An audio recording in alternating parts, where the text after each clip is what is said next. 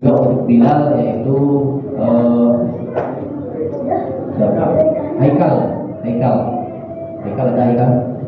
Alhamdulillah ada dengar. Kemudian untuk podcast Ramadan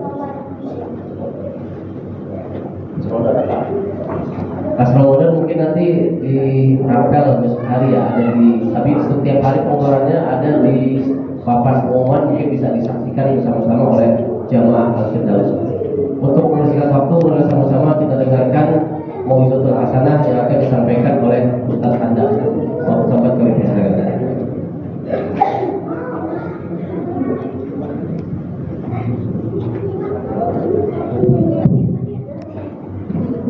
Bismillahirrahmanirrahim. Assalamualaikum warahmatullahi ta'ala wabarakatuh.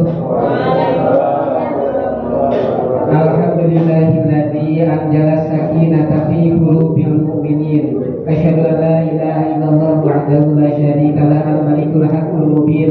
Wa asyhadu anna sayyidana wa nabiyyana Muhammadan abduhu wa rasuluhu shadiqul wa'id amin amma ba'd. Bapak-bapak, ibu-ibu, jemaah remaja-remaji, salat tarawih dan sholat isya berjamaah masjid Al-Firdaus yang dimuliakan Allah Subhanahu wa taala. Dalam sebuah hadis Rasul bersabda, al-imanu yajidu wa yanqus. Iman itu bersifat fluktuatif. Temperatur keimanan itu kadang naik, kadang turun, kadang di atas, kadang di bawah. Ada keimanan yang terus naik, enggak pernah turun, itulah keimanannya para malaikat. Ada keimanannya kadang turun, kadang naik, kadang turun kayak grafik, itulah keimanan kita manusia. Ada juga yang imannya terus turun merosot, gak naik-naik, itulah orang-orang yang asli berbuat maksiat terus menerus, maka imannya terus di bawah, gak naik-naik. Oleh karenanya ada hal-hal yang dapat menaikkan keimanan, yaitu adalah ketaatan, kebaktian dan ibadah kepada Allah, itu yang akan menaikkan keimanan. Dan ada juga yang menurunkan keimanan, yaitu terlalu banyak kemaksiatan, mengerjakan perbuatan dosa-dosa, maksiat dan kesalahan, itu yang dapat menurunkan keimanan. Oleh karenanya pentingnya iman ini, sehingga Allah berfirman, Bismillahirrahmanirrahim, ya ayyuhalladzina amanu taqullaha, hai orang-orang yang beriman, ya ayyuhalladzina amanu, hai orang yang beriman, udhulu fisilmi kalkafah, masuklah kalian ke dalam Islam secara totalitas. Di ayat yang lain bahwa wala kamu tunna illa wa antum muslimun, janganlah kamu mati kecuali kamu dalam keadaan beragama Islam atau telah memposisikan sebagai Islam. Juga tentu adalah di dalamnya ada iman. Oleh karenanya ada 3 hal yang dapat menyelamatkan kehidupan manusia di dunia dan di akhirat. Yang pertama, khasyatullah fisirri wal alan. Yang dapat menyelamatkan manusia di dunia hingga akhirat nanti adalah merasa takut atau takut kepada Allah di kesepian, di kesendirian, ataupun di keramaian orang-orang banyak. Itulah yang disebut dengan takwa atau takut melaksanakan perintah Allah, menjauhi larangannya. Orang yang senantiasa takut merasa dilihat, diawasi Allah, maka tidak akan berani melaksanakan hal-hal yang dilarang oleh agama, baik di keramaian orang kelihatan ataupun umpet-umpetan, sembunyi di kamar dan sebagainya. Oleh karenanya momentum Ramadan mendidik kepada kita untuk supaya takut kepada Allah dimanapun, karena orang yang berpuasa tidak akan berani membukakan puasa dimanapun meskipun orang gak tahu. Misalkan di rumah sahur bisa jadi, tapi di sekolah atau di WC di mana membukakan permen itu kan, tapi insya Allah anak-anak nggak berani ya, karena merasa muraqabah, diawasi, dilihat Allah dimanapun, di tempat sunyi dimanapun ya. Itulah yang pertama, bekas daripada takut kepada Allah, akan mau melaksanakan perintah Allah dan menjauhi larangannya. Yang kedua, yang dapat menyelamatkan dunia dan akhirat adalah wal qasdu fil fakri wal ghina. Senantiasa tertuju kepada Allah, artinya hati kita tetap tertuju kepada keridhaan Allah, baik di keadaan melarat atau miskin ataupun di dalam keadaan kaya raya. Karena ada orang yang ketika miskin, ibadah, sering sholat, begitu kaya lupa kepada Allah. Contohnya adalah si Sa'labah yang hidup bersama Nabi Musa alaihissalam. Dia seorang yang miskin, saking miskinnya hanya punya 1 kail dan punya 1 tikar. Tapi suaminya gak pernah ninggalin sholat berjamaah, yang 5 waktu selalu di masjid. Ketika suaminya mau sholat berjamaah, maka pakailah itu kain ke masjid, sementara istrinya gereleng ditikar, membungkus membaluti tubuhnya. Pulang sholat berjamaah, suaminya dikasih sarungnya ke istrinya, suaminya gereleng ditikar. Begitu keadaan para miskinnya. Tapi sholat berjamaah terus, sehingga begitu salam pertama yang dilihat adalah muka Sa'labah.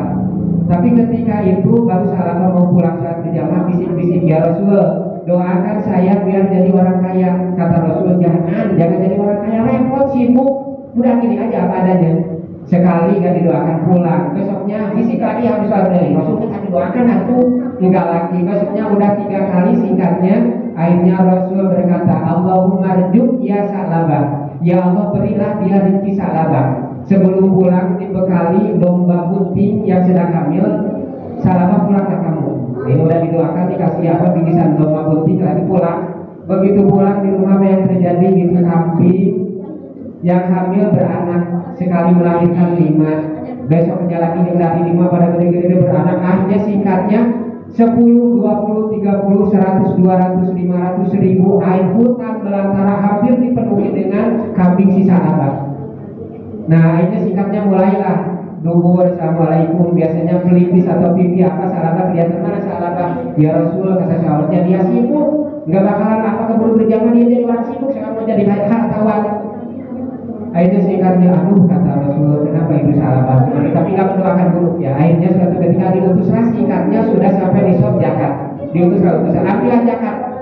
Maka ada utusan betul-betul begitu, wahai Sa'labah, aku diutus untuk mengambil zakat. Padahal nggak repot-repot amat. Zakat kambing itu cuma dari 40 keluar 1 kambing.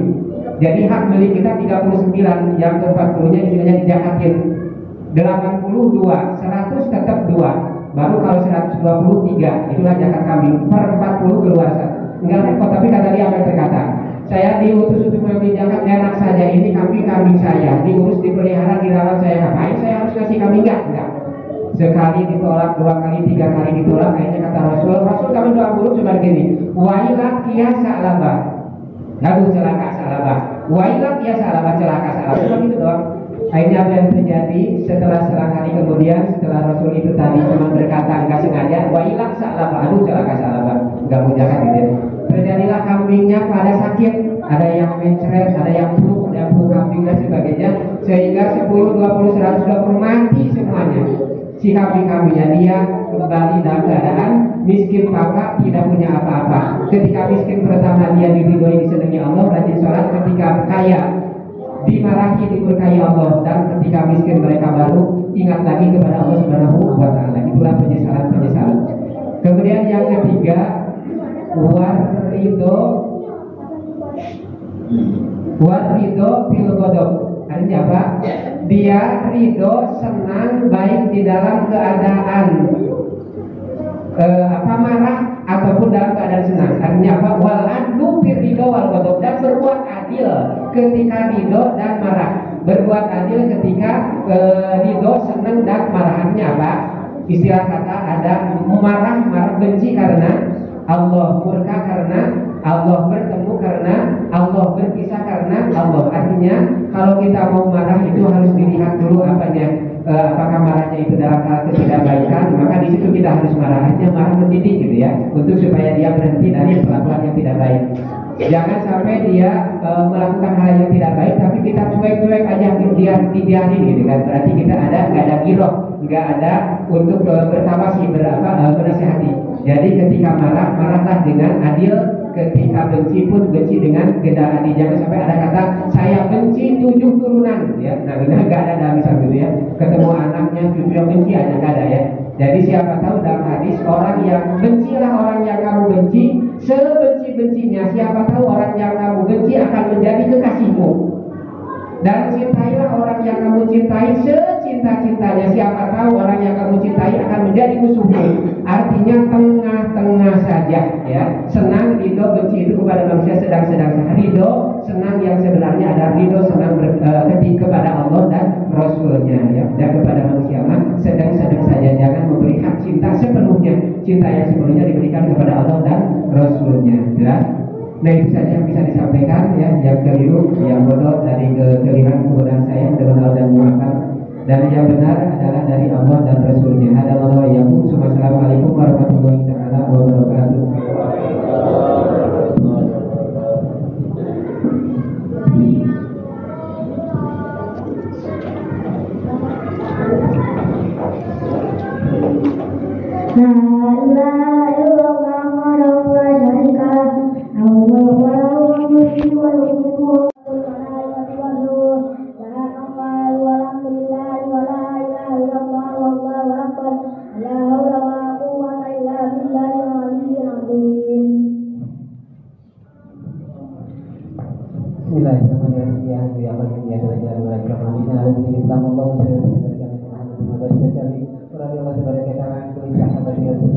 Allahumma inna nas'aluka imanan da'iman wa nas'aluka qalban khashi'an wa nas'aluka dinan qayyiman wa nas'aluka ilman nafi'an wa nas'aluka amalan shalihan wa nas'aluka yaqinan shadiqan wa nas'aluka al-'afwa wal 'afiyah wa nas'aluka tamamal 'afiyah wa nas'aluka syukra 'ala al-'afiyah wa nas'aluka ghina 'anil nas. Rabbana taqabbal minna salatana wa qiyamana وقيامنا وركوعنا وقعودنا وسجودنا وخشوعنا وتخشعنا وتعبدنا وتكفيرنا يا الله يا الله يا الله يا رب العالمين ويا خير الناصرين برحمتك يا ارحم الراحمين وصلى الله على سيدنا محمد النبي الامي وعلى اله وصحبه وسلم. الحمد لله رب العالمين. سر الفاتحه.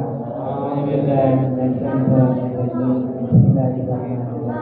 الحمد لله رب الرحمن الرحيم مالك يوم الدين. إياك نعبد وإياك نستعين اهدنا الصراط المستقيم صراط الذين أنعمت عليهم غير المغضوب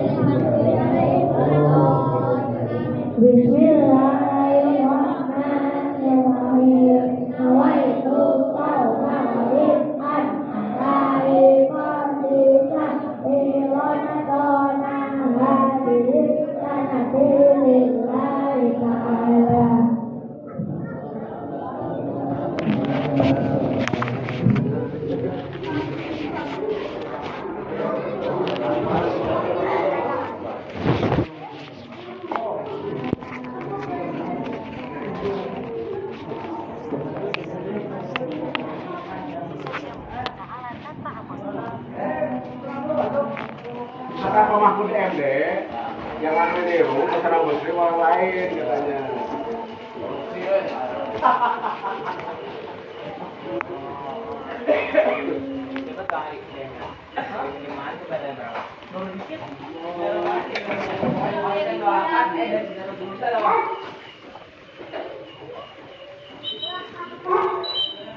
Baik,